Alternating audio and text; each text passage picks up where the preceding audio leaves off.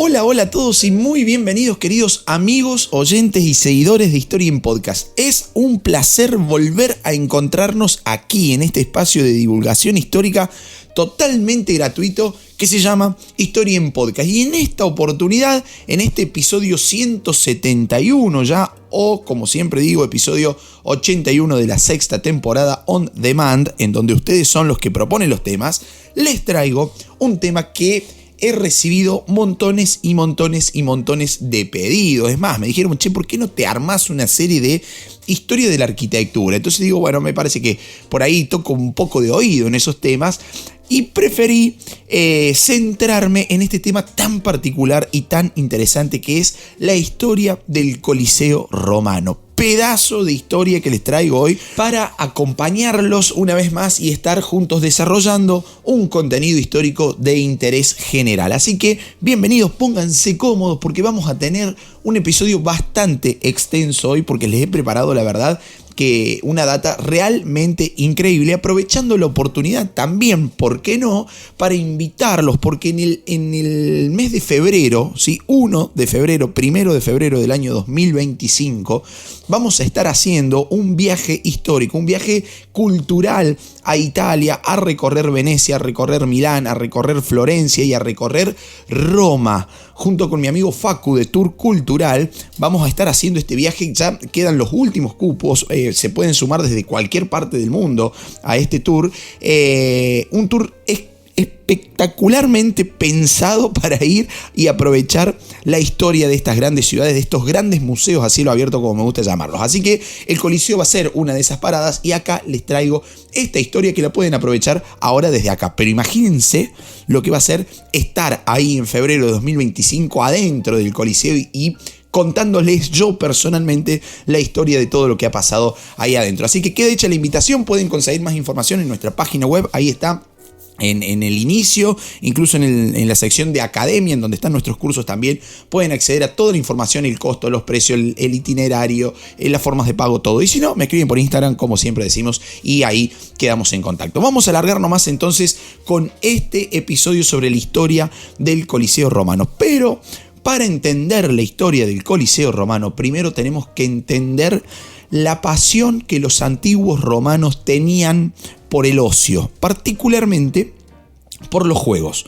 Los juegos eran una parte activa de la vida y de la sociedad romana. Esos juegos tenían un nombre particular en la antigua Roma, se llamaban ludis, término del cual deriva, imaginarán ustedes, la palabra lúdico para hacer referencia a cualquier actividad, digamos, ¿no?, con juegos, o incluso también la ludopatía, que es la adicción a los juegos de apuestas, de azar, etcétera, etcétera. Bueno, esos ludis eran juegos públicos celebrados siempre en beneficio del pueblo romano y para entretenimiento, ¿sí? Para, como decimos acá en Argentina, para abrir un poquito la boca, como para ir a distraerse, a olvidarse de los problemas mundanos y cotidianos. Entonces el populus romanus, ese pueblo romano, se entretenía viendo esos ludis. Es más, había diferentes tipos de celebraciones dentro de los ludis. Tenemos, por ejemplo, los ludis romani, en honor al principal dios de esa civilización, que era Júpiter. Después teníamos a los ludis cerealis, en honor a la diosa Ceres, que era la diosa de los granos, ¿sí? De ahí viene su nombre, de los cereales justamente.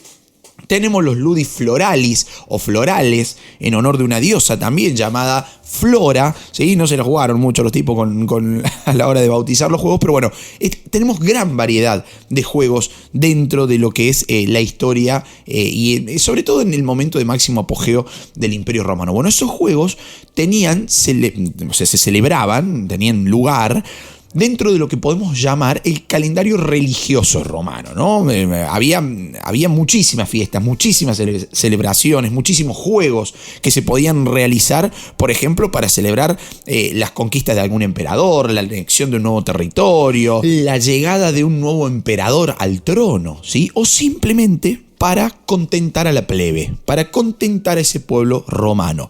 Y uno, a medida que estudia la civilización romana, ve que las fiestas, los juegos, fueron ocupando cada vez más notoriamente ese calendario romano. Hay historiadores que aseguran que por cada día normal, llamémosle así con comillas, había 1 o 2 días de celebraciones y ludis en la época de mayor esplendor del Imperio Romano. Y dentro de los ludis encontramos dos clasificaciones: los ludis escénicos y los ludis circenses. Y atención acá, porque ya nos vamos a empezar a meter de lleno a la historia del Coliseo romano, ¿sí? Porque el gran episodio hoy, el gran tema de este episodio es la historia, ¿sí?, del Coliseo romano. Pero por eso tenemos que entender por qué llegamos a tener un Coliseo romano en la antigua Roma. Y bueno, entonces, los ludis, tan importantes, se dividían en dos partes: los escénicos y los circenses. Los escénicos eran aquellos que se desarrollaban en el teatro, ¿sí?, en la escena, un modelo importado de la antigua Grecia, pero no con el mismo éxito de desarrollo que habían tenido los teatros griegos, ¿sí? Bueno, esos teatros tenían forma de hemiciclo o semicircular, ¿sí? Como si cortaran, imagínense un círculo, bueno, córtenlo a la mitad, eso era un teatro. Y ustedes dirán, mira, qué bueno, pero ¿para qué me sirve esto para la historia del anfiteatro romano? Bueno, atención, acuérdense de esto porque lo vamos a retomar más adelante, ¿sí? El teatro importado desde Grecia a Roma, ¿sí?, en donde se desarrollaban los juegos escénicos, tenía forma semicircular. En cambio, en Roma, ya un modelo propio, los romanos eran fanáticos de los ludis circenses. ¿Qué estoy diciendo con esto? Eran fanáticos del circo, sobre todo de las carreras de cuadrigas. Pero con el transcurso del tiempo, frente a un pueblo cada vez más deseoso de los espectáculos circenses, ya no se contentaban con lo mismo de siempre, ¿sí? Necesitaban algún tipo de variedad. Y así empezaron a aparecer nuevos juegos sobre las arenas de los circos. Y acá la aparición de esos nuevos juegos tiene que quedar sí o sí relacionada con la expansión de Roma sobre los amplios territorios de Europa, incluso por las costas del Mediterráneo, por Oriente, etcétera, etcétera. ¿Por qué? Porque desde esos lugares van a empezar a llegar los primeros animales salvajes que fueron utilizados en esos nuevos juegos circenses romanos. Aparecieron así las venationes, por ejemplo, esos espectáculos de caza dentro de la arena del circo, en donde se daba muerte a fieras salvajes, a animales exóticos para los ojos de los romanos. También van a aparecer las luchas de gladiadores dentro de esos nuevos ludis romanis. Una lucha que iba a ser el fútbol del momento, ¿no? No por cómo se jugaba, claro está, sino por cómo atraía la atención del público romano. Y acá es cuando surge un problema. Resulta que el circo que tenía una forma ovalada alargada, ¿sí?, no había sido creado para esos espectáculos.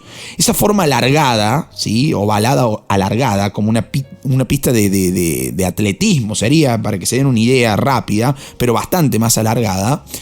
Esa forma había sido pensada para albergar lo que eran las carreras de cuadrigas, no para las venationes, no para las luchas de gladiadores y todos esos nuevos juegos ludis que iban apareciendo en la antigua Roma.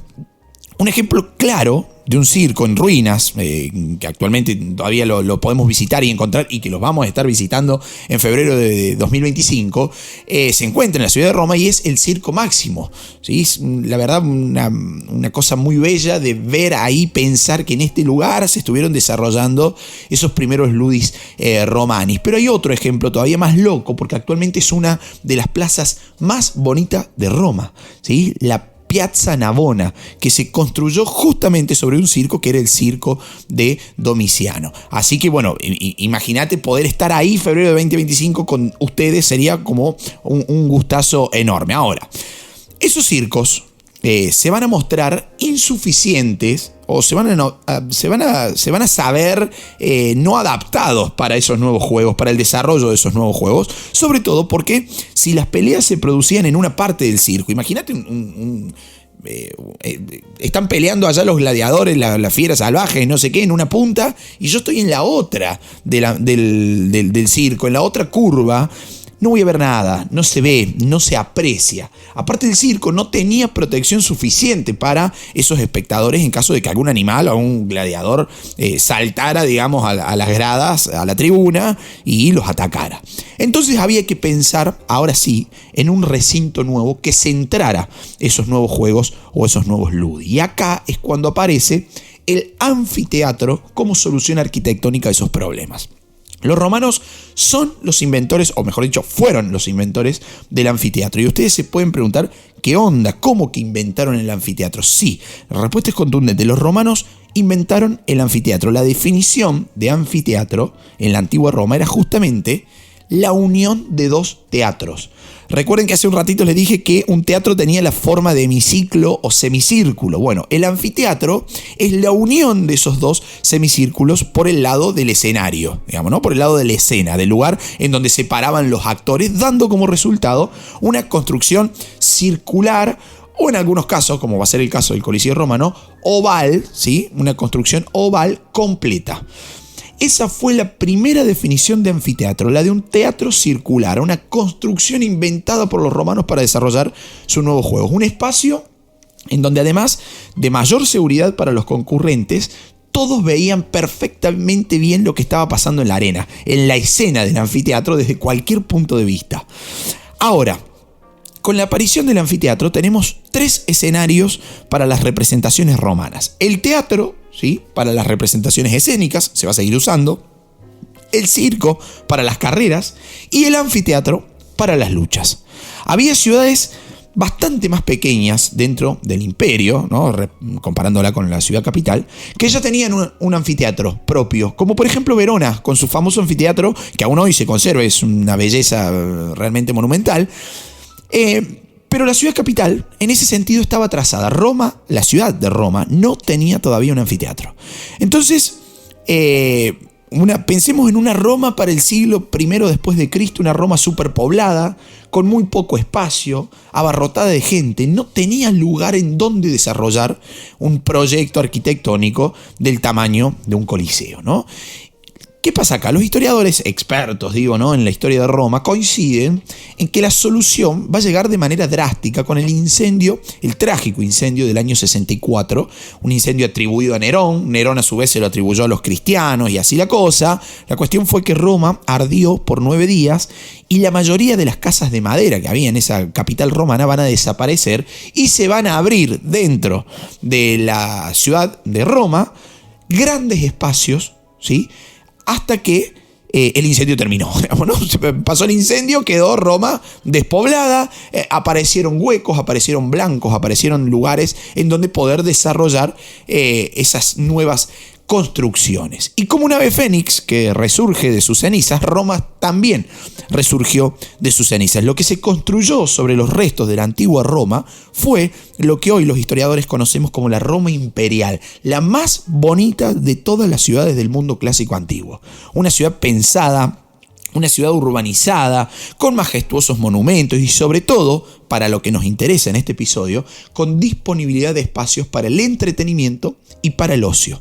Eso es clave en este sentido. Y la verdad que con el diario del lunes, la hipótesis de que Nerón mandó a quemar Roma para apropiarse de ese espacio para él mismo y para iniciar lo que fue la primera gran persecución de cristianos, la verdad que termina cerrando esa teoría, ¿no? Si bien hay otras hipótesis, otras teorías que dicen que no fue posible que Nerón lo hiciera, pero bueno, no me voy a meter ahora en eso porque no es motivo de este episodio, ¿no? Pero todo esto deja al emperador medio flojo de papeles, ¿no? No tiene mucho asidero la teoría de que Nerón podría no haber llegado a quemar Roma, mejor dicho. Bueno, resulta que en una de las mayores áreas despejadas, con comillas, por el incendio, ahí va a ser en donde Nerón inicia la construcción de la famosa Domus Aurea, una residencia imperial particular para el propio Nerón, una majestuosa construcción que incluía hasta un lago artificial en la zona exacta en donde hoy se levanta el Coliseo, un lago llamado Stagnum Neronis. Desde el Monte Opio hasta el Monte Palatino, que son 2 de los montes de las colinas que rodean Roma, la Domus Aurea, ¿sí?, se levantaba ahí como diciendo: acá estoy. Este es el símbolo imperial de Roma. Este es el símbolo del emperador, de la máxima autoridad imperial de Roma. Y para que no quedaran dudas de que esa era la residencia del gran emperador Nerón, el propio Nerón, mandó construir una estatua de bronce gigantesca para poner en el vestíbulo de su palacio, una estatua de 35 metros de alto. 35 metros de alto, la mayor estatua de bronce construida por el hombre hasta hoy. Todo un coloso. Atención a esta palabra, agéndenla si están tomando nota. Un coloso de Nerón a la entrada de la Domus Aurea, que llegaba a superar incluso al famoso Coloso de Rodas, ¿no?, una de las 7 maravillas del mundo antiguo, que contaba con 33 metros de altura. El Coloso de Nerón, 35 metros de altura. Bueno, esa Domus Aurea se va a convertir en el símbolo de todos los excesos de Nerón. Pero como hay una ley en la historia, que siempre la repito, todo lo que empieza termina. Y la vida de Nerón trágicamente terminó, cuando en el año 68 fue obligado a quitarse la vida. No nos vamos a meter tampoco en este tema ahora, después en algún momento podemos dedicarle un episodio particular a Nerón, porque la verdad que es muy interesante su historia. La cuestión es que para ese año 68 la Domus Aurea todavía no estaba terminada.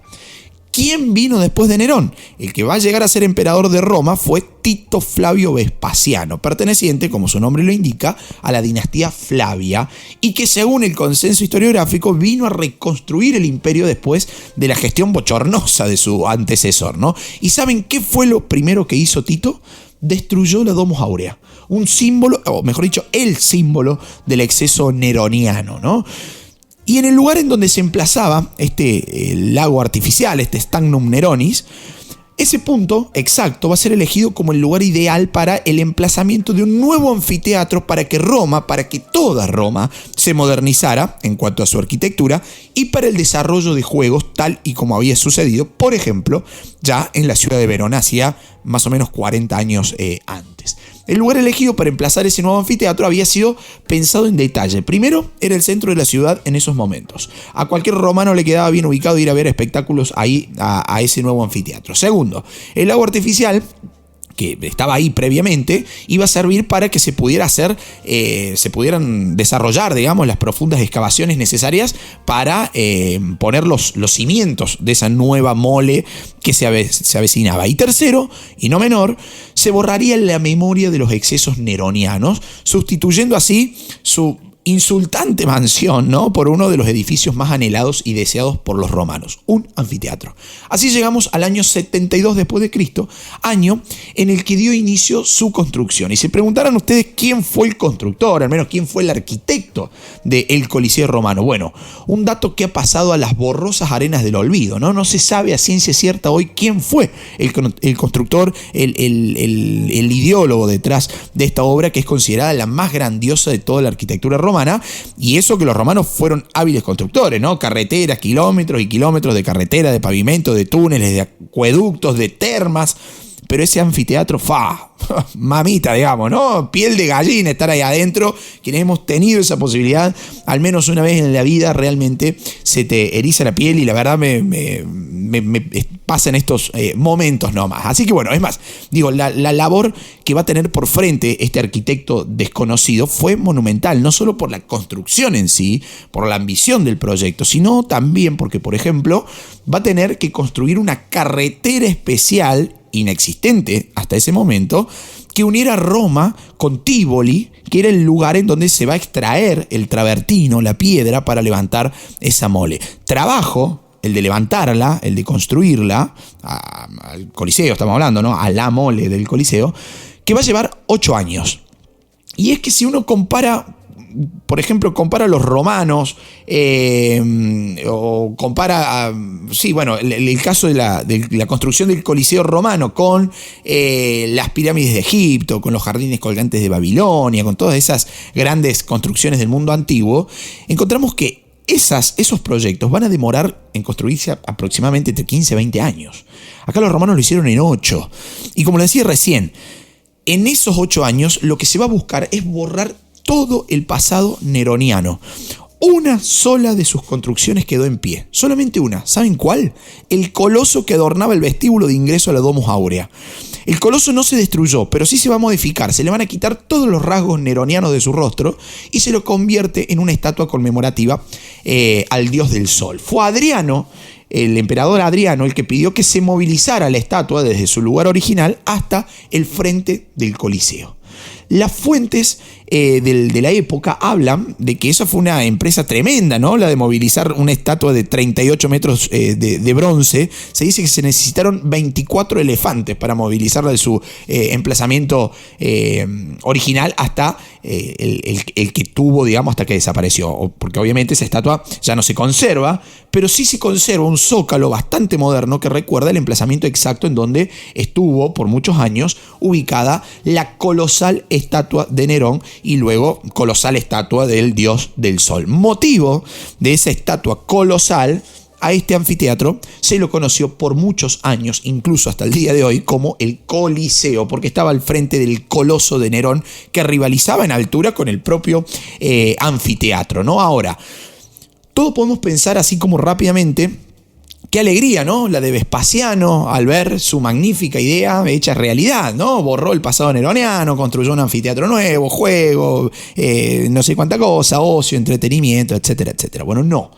Una obra colosal de este tamaño que revolucionaría el sentido de la fiesta, de lo popular, de lo masivo, del ocio, del entretenimiento, no va a llegar a ser terminada por Vespasiano, porque Vespasiano falleció un año antes de que las obras estuvieran terminadas. ¿Quién lo va a suceder a Vespasiano? Su hijo, Tito, que empezó, el pobre Tito, debemos decirlo, con el pie izquierdo, ¿no? Ni bien asumió, Pompeya, la ciudad de Pompeya quedó sepultada en una erupción volcánica del Vesubio. Al año siguiente, en el año 80, Roma fue nuevamente azotada por otro gran incendio. Y se preguntarán ustedes, ¿qué tiene que ver esto con el Coliseo?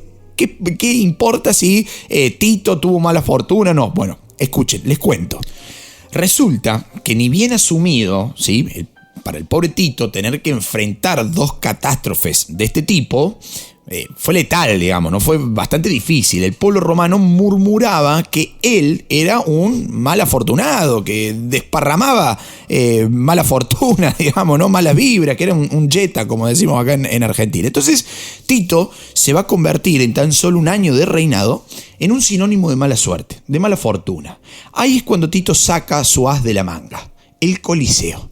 Mejor dicho, la inauguración del Coliseo, bautizado en esos momentos no como Coliseo, porque el nombre viene desprendido de la estatua del Coloso de Nerón, sino que fue bautizado como el Anfiteatro Flavio, justamente porque la dinastía que lo había construido había sido la dinastía Flavia.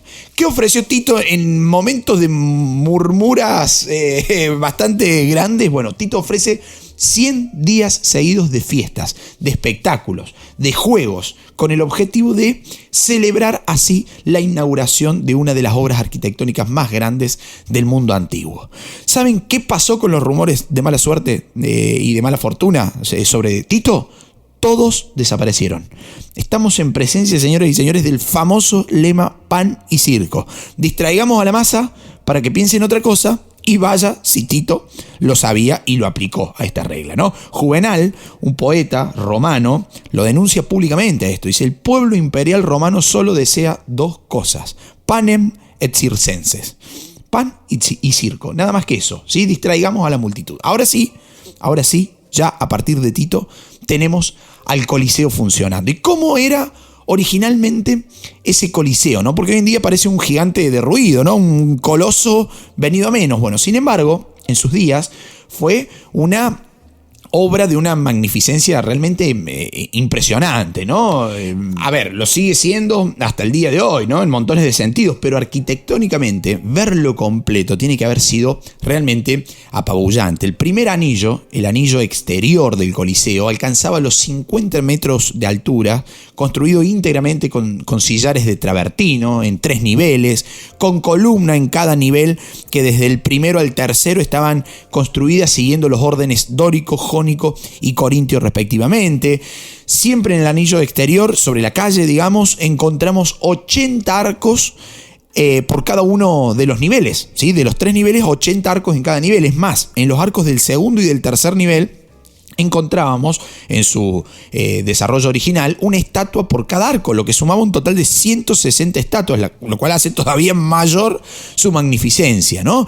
Por su parte, los arcos del primer nivel, que no tenían estatuas, el nivel de la vereda, digamos, de la acera, representaban las 80 entradas que tenía el Coliseo. 76 entradas para gente común, digamos, entre comillas, y 4 entradas reservadas para el emperador, para su familia, para funcionarios y para demás personas importantes de la Roma imperial. Entradas que hasta el día de hoy se conservan y tienen su numeración original en números romanos, puesta arriba de cada uno de esos arcos, ¿no? Realmente increíble. Es más, ese primer Coliseo hasta techo tenía. A ver, digo, techo en un sentido amplio del término. Lo que en realidad poseía era un velarium, algo así como un toldo, ¿sí? Que servía para proteger al público del intenso sol, pero con la particularidad de que ese velarium se podía extender o se podía juntar de acuerdo al tiempo que hiciera, recogerse, digamos, ¿no? Si había sol, se extendía, si no, se lo recogía gracias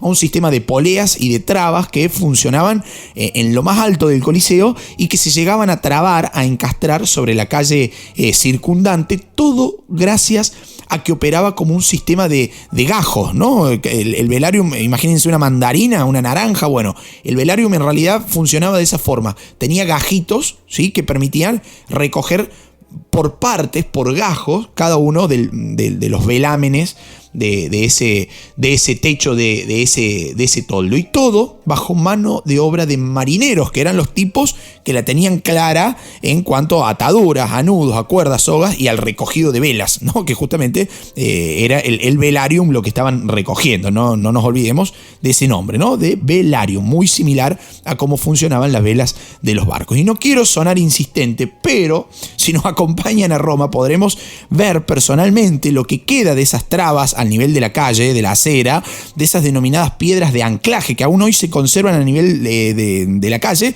Solo quedan 5 de ellas, pero de un valor incalculable para entender cómo funcionaba en su máxima expresión ese Coliseo romano. En nuestra página web encuentran toda la data sobre ese viaje que vamos a estar haciendo, ese tour histórico-cultural a Italia en febrero de 2025. Ahora, ya si nos metemos al segundo anillo del Coliseo, encontramos que el arquitecto, desconocido hasta el día de hoy, además de saber manejar las más variadas y avanzadas técnicas, también manejaba muy bien los materiales, ya que encontramos no solo los sillares de travertino, que ya les dije recién, sino que también encontramos tufo, que encontramos ladrillo, para hacer esa estructura más liviana e incluso más elástica.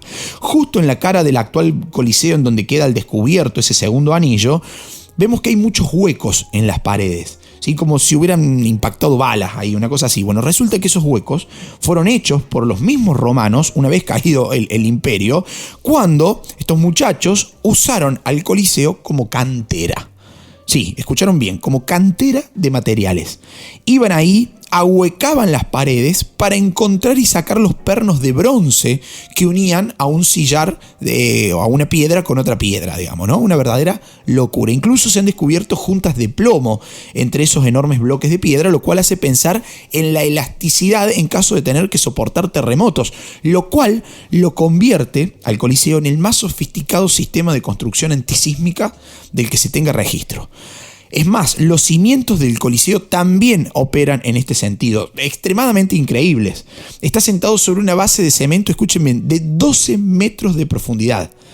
Así que si Dios quiere, tenemos todavía Coliseo para rato, ¿no? Ahora, en algún momento dije que los circos romanos no eran seguros por la proximidad de las fieras, de los gladiadores con el público asistente. Bueno, ¿cómo funcionaba esto en el Coliseo, no? La primera gran barrera que existía entre la arena, digamos, ¿no? Entre la escena y el público, era un muro de 4 metros de alto que protegía justamente a los espectadores. La segunda era una red metálica antes de llegar al muro que evitaba que algún animal u hombre saltara desde la arena a las tribunas, a las gradas. La primera, recuerdo esto como anécdota, la primera vez que fui al Coliseo en el año 2018 llegué hasta la reconstrucción de la arena que se ha hecho, porque con el tiempo todo ese piso artificial se perdió y quedaron al aire los túneles, los pasadizos subterráneos del Coliseo, pero recuerdo en esa oportunidad haber sentido la sensación y la emoción de estar entrando ese gigante y pensar, digo, esto lo podría no, a esto lo ha estado haciendo cuánta cantidad de gente hace 2000 años, ¿no? Entrando acá, imaginando esa multitud gritando. Bueno, realmente para quienes somos aficionados a la historia es como hasta casi un fetichismo, digamos, ¿no? Estar en esos lugares así con tanta trascendencia. Ahora, para entrar a esa arena que estoy diciendo, esa escena, ¿sí? a la cancha del Coliseo sería... había 2 puertas, una en cada extremo del óvalo que representa el Coliseo y la arena. La puerta triunfalis, por donde se entraba, y la otra era la puerta libitinensis o libitinaria, porque era una puerta en honor a una diosa, que era la diosa Venus Libitina. Esta diosa era la que cuidaba los sepulcros. Por lo tanto, adivinarán ustedes qué sucedía en esa puerta que estaba dedicada a una diosa que cuidaba los sepulcros, ¿no? Y si no lo adivinaron, se lo digo yo. De ahí, desde esa puerta levitinaria o levitinensis, se extraía a los cadáveres.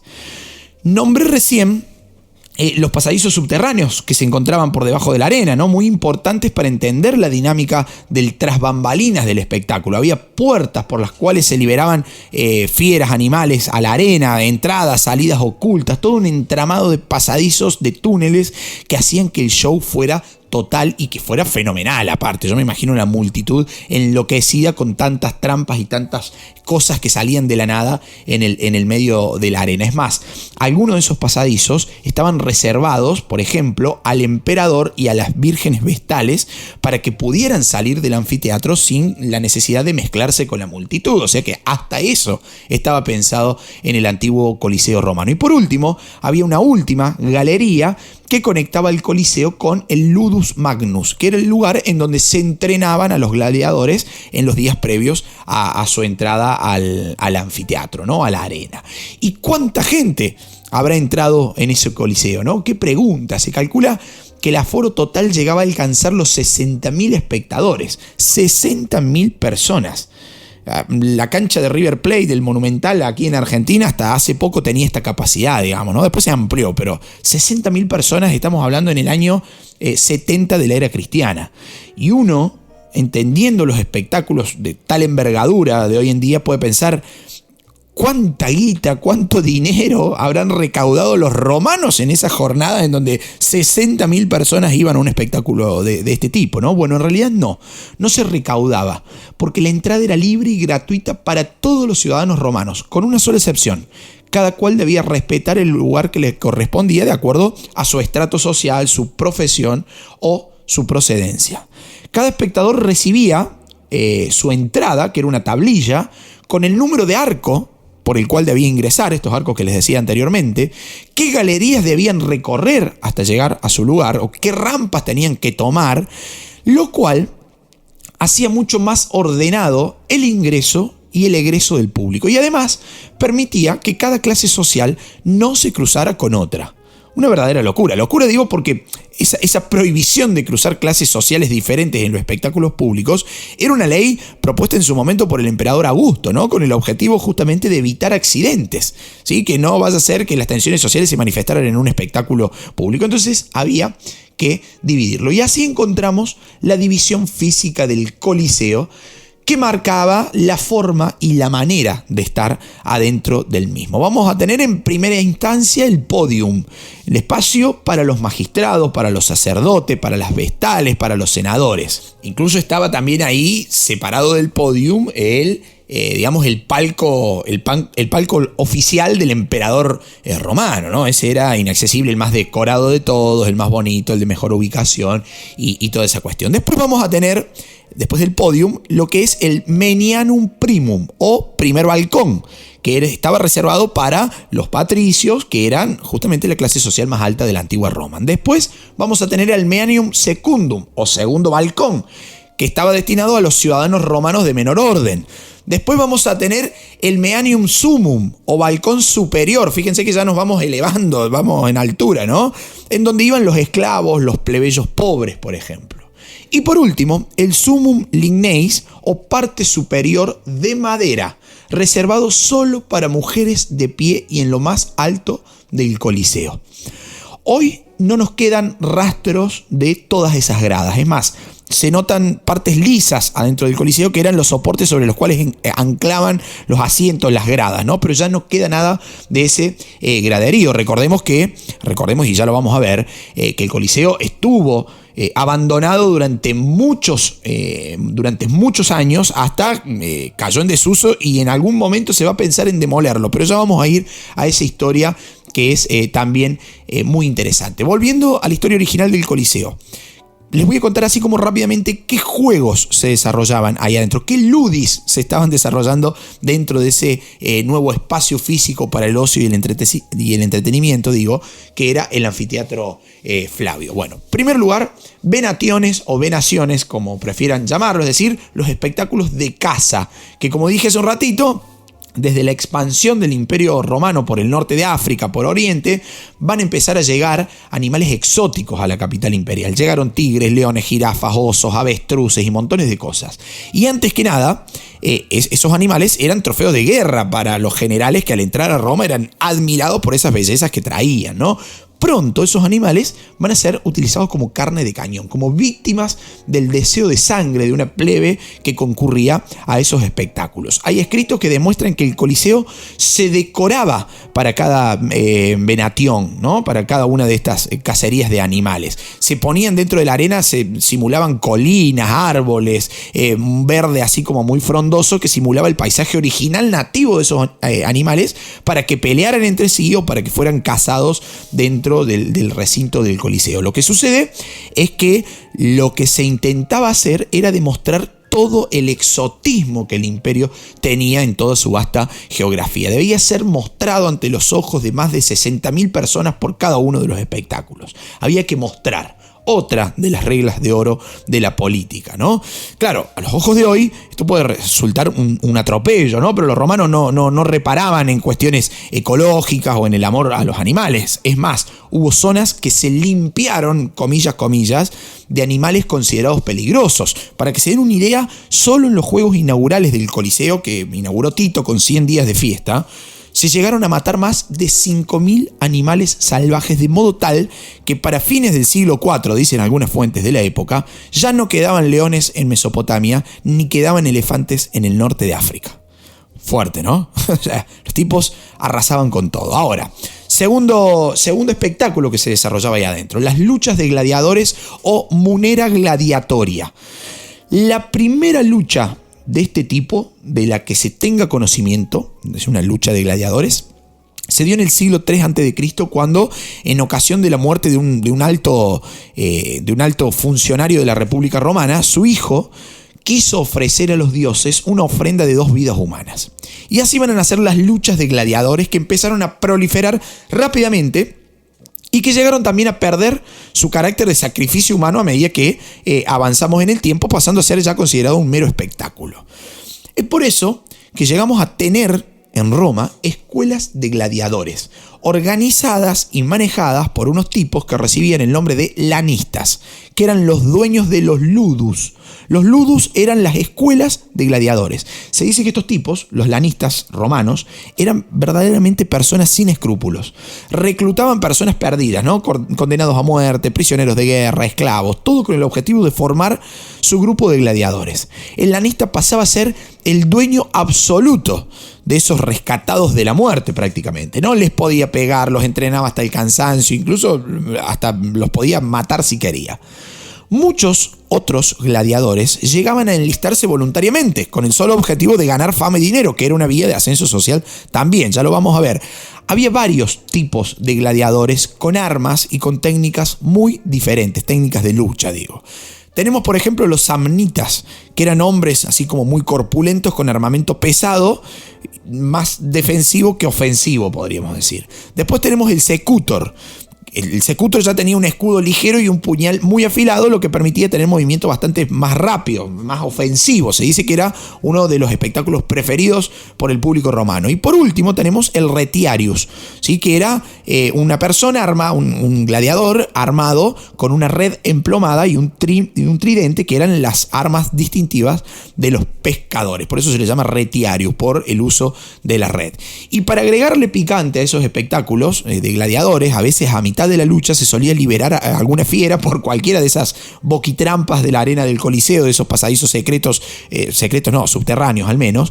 Imagínense ustedes el griterío fervoroso que debe haber bajado de esas tribunas mientras dos tipos estaban luchando a muerte entre ellos y encima, como si fuera poco, le liberaban una fiera salvaje de por medio. Y acá viene algo importante, porque dije recién dos tipos que peleaban a muerte.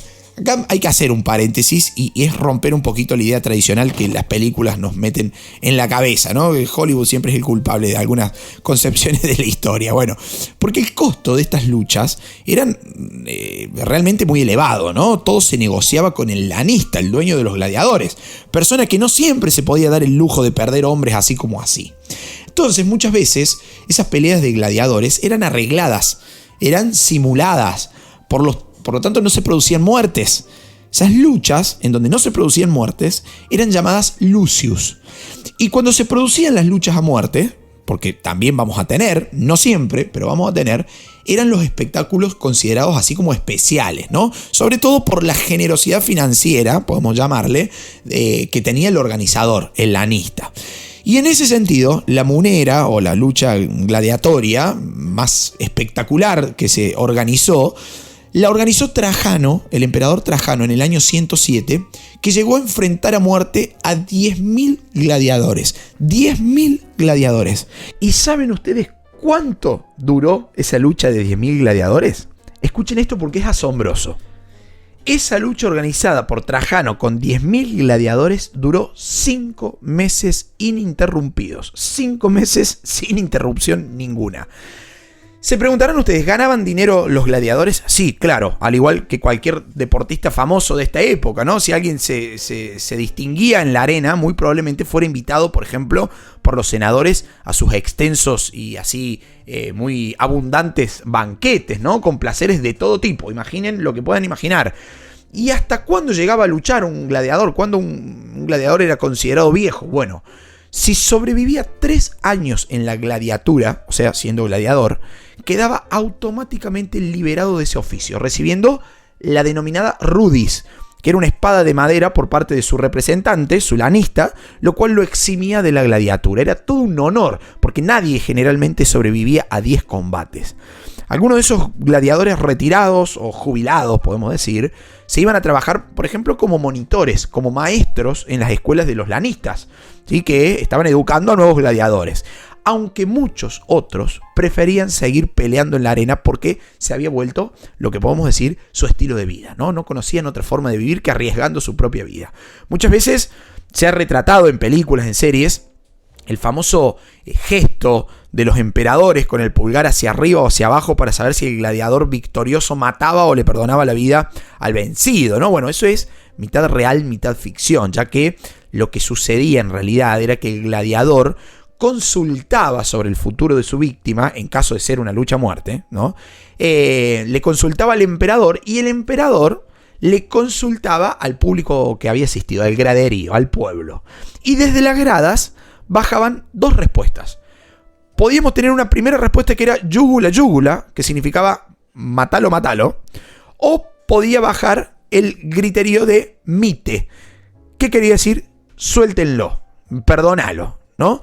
Y recién ahí el emperador daba el ok o no para la opción que más fuerzas había tenido, ¿no? Generalmente esos gritos del graderío eran acompañados con el pulgar hacia abajo o hacia arriba, lo cual recibe el nombre, sobre todo el pulgar hacia abajo, de policiverso, es decir, pulgar hacia abajo, marcando el fatal destino del perdedor, ¿no? Así que por ahí viene un poquito la historia de este famoso dedo pulgar que los emperadores marcaban y que no siempre era su voluntad, sino que como gesto de populismo, dirán algunos, le consultaba al graderío. Ahora, esos juegos gladiatorios van a terminar siendo eliminados definitivamente en el año 438, cuando van a pasar ya directamente al arcón de la historia, ¿no? No se van a desarrollar más juegos gladiatorios a partir del año 438. Pero existían otros juegos, además de las venaciones y de las muneras o estas luchas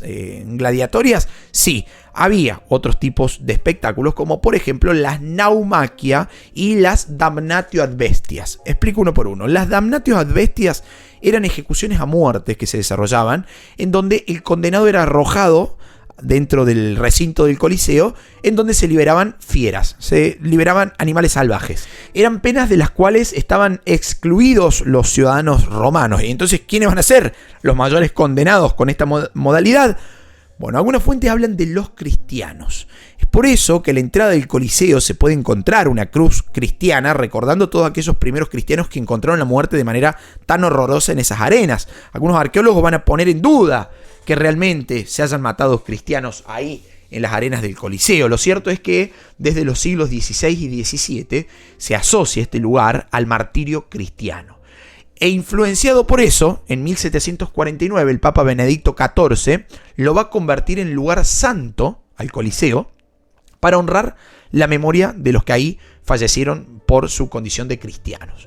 En diciembre del año siguiente, de 1750, se va a producir un Vía Crucis que fue auspiciado por el propio Benedicto XIV para celebrar que estaban en Año Santo. Es más, desde ese momento, todos los Viernes Santos se realiza esa procesión dentro del Coliseo, encabezada por el Papa, que normalmente porta la cruz durante las 14 estaciones que componen el Vía Crucis. De hecho, uno de los pórticos actuales del Coliseo tiene una leyenda, se encuentra ahí una placa colocada por el Papa Benedicto XIV recordando esos mártires cristianos. Y además de estas damnatio ad bestias, además de las luchas de gladiadores, además de las venaciones, tenemos las naumaquias, que si bien ya se desarrollaban en lagos artificiales desde la época de Julio César y de Augusto, las naumaquias eran representaciones de batallas navales que también van a llegar al Coliseo.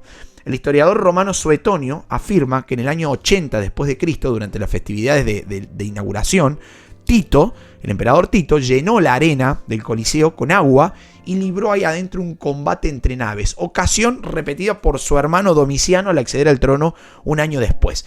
Y dado el escaso espacio disponible, porque el Coliseo tiene 86 metros por 54 de ancho, en lo cual da esta forma ovalada, esas naumaquias enfrentaban ahí adentro a naves de poco tamaño, de poco calado, ¿no? Que muchas veces algunos van a decir que se construían ahí en el propio Coliseo para tratar de desarrollar esa batalla naval y, digamos, esas naves muy probablemente hayan estado colmadas por gladiadores, por condenados a muerte, a quienes se les prometía la libertad si salían victoriosos. Imagínense ustedes el trabajo que tiene que haber significado inundar la arena del mayor anfiteatro del imperio, ¿no? Una tarea realmente así monumental, ¿no? Primero se debían impermeabilizar las paredes, se impermeabilizaban los cimientos con una capa de cal, luego se le llenaba mediante una toma de agua que salía desde el Aqua Claudia, que era uno de los acueductos. Un proceso que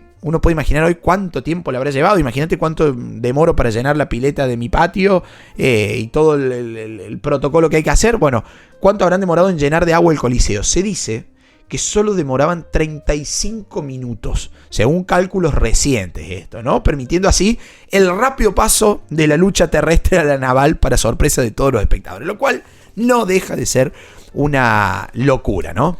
Y pensemos también, qué estructura tan increíble la del Coliseo, ¿no? Porque estamos hablando de una estructura que ha tenido que soportar recurrentemente tantas cosas, que le ponían agua, que lo vaciaban, que terremotos, que tormentas, que no sé, que incendios, porque también tuvo que soportar incendios, 60.000 personas subiéndose constantemente.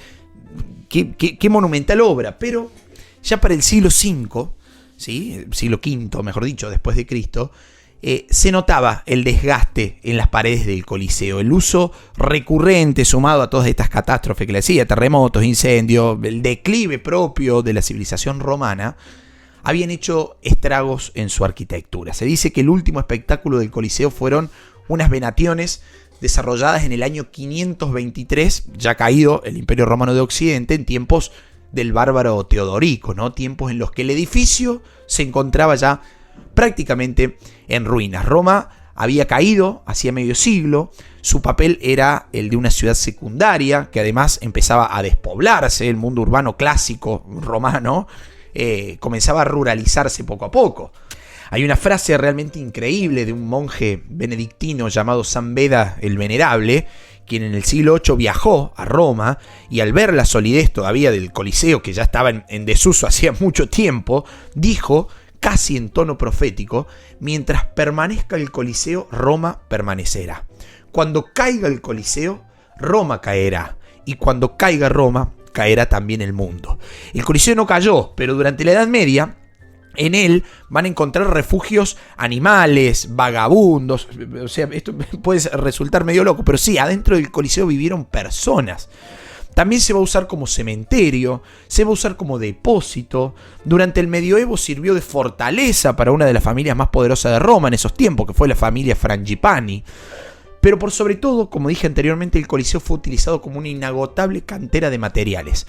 típico del hombre medieval que solo sobrevivía viendo su entorno como una fuente de materiales reutilizables. El Coliseo no estuvo exento de ese trato.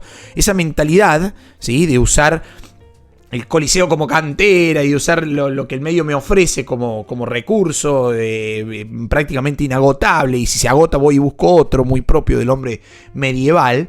Esa mentalidad va a cambiar en el Renacimiento, aunque con algunos matices. El mundo clásico, como hemos dicho en el episodio específico sobre el Renacimiento y humanismo, fue para los renacentistas la fuente de toda belleza, de toda armonía, y por lo tanto había que preservarlo. Y acá va a pasar algo importante, porque con el traslado de la sede oficial del papado desde San Juan de Letrán al Vaticano, eso había hecho que la ciudad de Roma se expandiera hacia el oeste. Deja la zona del Coliseo en un descampado periférico, lejos de la ciudad renacentista, por lo cual paradójicamente se van a seguir usando. Por eso decía recién que con algunos matices, porque paradójicamente se va a seguir usando los materiales del Coliseo para iniciar nuevas obras del periodo renacentista. Los saqueos van a terminar recién en el siglo XVIII, cuando el papado erigió dentro del Coliseo una capilla y las estaciones del Vía Crucis en recuerdo y en memoria de los mártires que ahí perecieron, como les nombraba recién con el accionar de Benedicto XIV. Pero estaba tan deteriorada su estructura que se llegó a pensar en esos momentos en derribarlo y darle fin así a ese tremendo monumento. ¿Se imaginan ustedes Roma sin el Coliseo? Suena medio raro. Bueno, se salvó por un pelo, porque ya iniciado el siglo XIX se va a cambiar la matriz de pensamiento.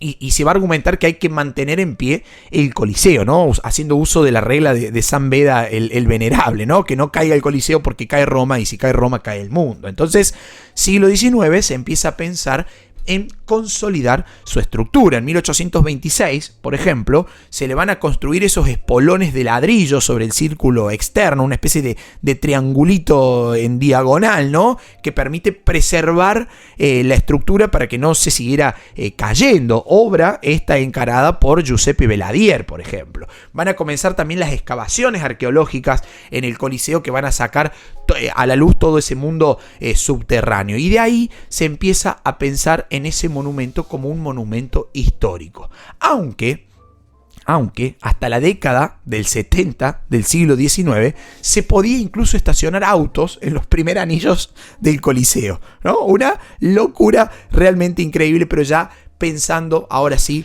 como un monumento histórico, y como tal había que custodiarlo, ¿no? Por esto es que la UNESCO en el año 1980 lo admite dentro de la lista de lo que es considerado hoy en día el patrimonio de la humanidad. O sea que el Coliseo hoy es patrimonio de la humanidad. Y en julio de 2007, si no me equivoco, fue el 7 de julio de 2007, va a ser reconocido el Coliseo como una de las 7 nuevas maravillas del mundo moderno. Ahora, para terminar, entender el orgullo que invadía a un ciudadano romano por la grandeza de ese escenario que todavía hoy podemos disfrutar, tiene que ser el objetivo de este episodio y el objetivo de todo aquel que visite el Coliseo y que entienda su historia, ¿no? Entrar al Coliseo en el año 70, 80, 90, 100 después de Cristo, tiene que haber sido la demostración del orgullo de ser romano. Y recogiendo lo vaticinado por San Beda, el Venerable, hoy el Coliseo es el símbolo de la eternidad de Roma, bautizada justamente la Città Eterna, la ciudad eterna. Queridos amigos, hasta aquí el episodio de hoy. Les dejo la invitación para que se sumen a nuestro viaje histórico-cultural a Italia en febrero del 2025. Nos encuentran en Instagram como Historia en Podcast o en nuestra página web historiaenpodcast.com.ar. Allí toda la información. Queridos amigos, oyentes y seguidores, hasta un próximo episodio cuando la historia nos vuelva a encontrar. Chao, muchas gracias.